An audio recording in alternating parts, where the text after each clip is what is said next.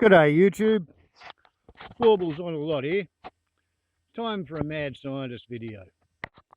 Those of you who've been paying attention to the channel will probably remember my recent upload regarding the mystery of the failing left-hand gloves, whereupon I've successively worn out 5 pairs of gloves and the left hand has gone first, and in every case it is the end of the underside of the fingers of the left-hand glove. Specifically those 2 fingers which fails first. You will note that I have spent half an hour closing the tear, and then because it had worn so thin that as soon as I sewed it up it started to tear at the stitch holes, then I have darned the sewing. But anyway, when I stated in the earlier video that both gloves get the same amount of wear and tear because they both do the same amount of work, I was wrong. I misspoke, I misunderstumbled, and I spake in error, which is a thing I try not to do.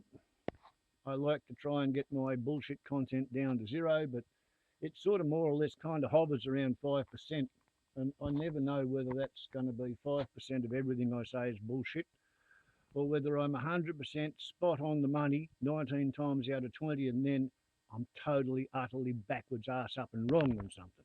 So anyway, when I said that both gloves do the same amount of work, you just have a look at this. Firstly, let us assume that firewood has already been cut and been split, and then it layeth on the ground. Okay, let's try that. Now, don't know how many people realise it, that most people grow up learning how to function as an adult by watching their parents or regular loving carers doing everything you have to do in order to be fully human and exist in that environment. So when I was a kid, I watched my father carry firewood after splitting the firewood, after cutting the firewood, after carrying the firewood, after collecting the firewood, after chopping it up into bits he could carry with a chainsaw. Yeah, thus have I imprinted, thus have I role modelled. Now, different people carry wood in different ways. Some people carry it in buckets and they pick it all up, they put it in one bucket, they pick more up, put it in the other bucket, carry both the buckets, and then they get somewhere where they need to put both buckets down, or put one bucket down and then the other one pulls them off balance, or they put both buckets down while they open the door. I never saw that done. Not when I was a kid. When I was a kid, you take your right hand, which is the strongest, the dominant, because we were a right-handed family, and in your right hand you put a bit of wood, not necessarily the biggest bit of wood, maybe something that'll fit in there, and then you just proceed to stack the wood parallel to itself, regardless of the size of it, unless you've got a particular way in which you want it to fall. And when you got that going on, then you put some wood at the bottom and some wood at the top, and then depending on whether you roll it. Now there's another thing, you can square it up against your knee while you're squatting here, see?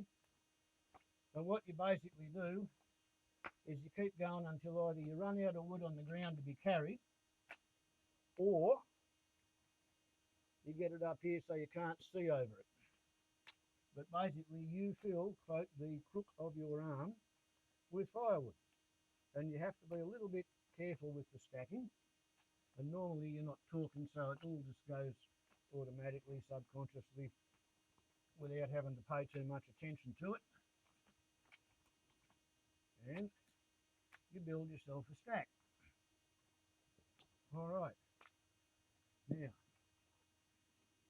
those of you who are keen at paying attention, how much work did you see the fingertips of the left hand do reaching into the box and the stringy bark and the wattle and the ordinarily rocks and dirt seat rocks,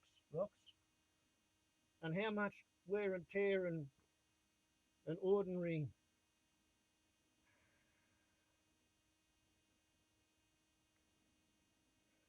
operational degradation of the structure would you say happens to the right hand fingertips while I am picking up the firewood?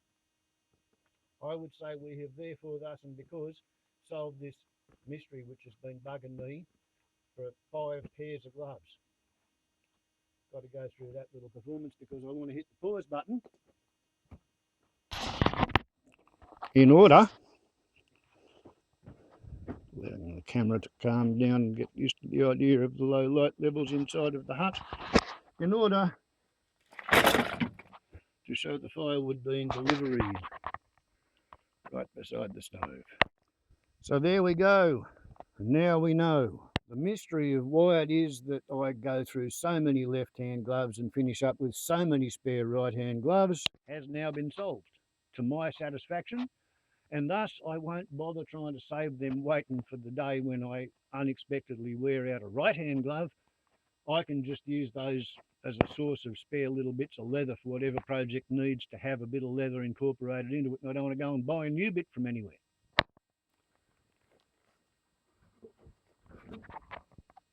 Warbles on a lot to YouTube. Ciao.